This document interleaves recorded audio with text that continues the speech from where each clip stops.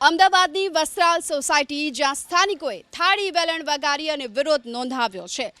Vedanta residency, વ્રજવાટિકા, સંસ્કૃતિ sky અને વિરાટ elegance સહિતની અનેક સોસાયટીના રહીશો આ જ પ્રકારે હાલ મુશ્કેલી ભોગવી રહ્યા છે।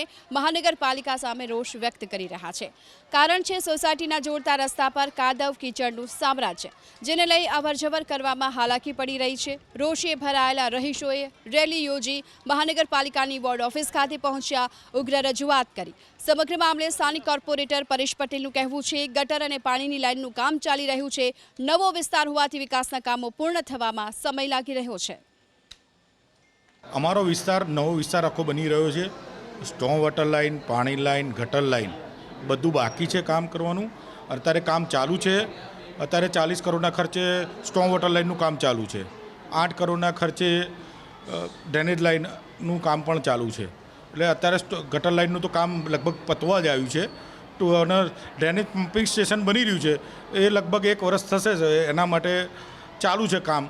રસ્તામાં જે પાણી અમારા જે ભરાય છે ખાડા, અમે ટેન્કર વખતે દવા પણ છાંટાઈએ છીએ। આપણે બેઝિક કામ તો કરાવડાવીએ છીએ, જ્યાં જરૂર છે ત્યાં તો આપણે મેન રોડ તો આપણે બનાવી દીધા છે 9 મીટરના। ને આપણો પ્રયત્ન એવો છે કે જ્યારે બધી લાઈનો નખાઈ જાય પછી 9 મીટરના તો આપણે કામ તો કરવાનું જ છે, પણ સમય લાગશે કારણ કે આખો વિસ્તાર નવો છે। તો બધા રોડ બનાવવા જરૂરી જ છે, પણ જેટલા જ આપણે મેન રોડ તો આપણે બનાવી લીધા।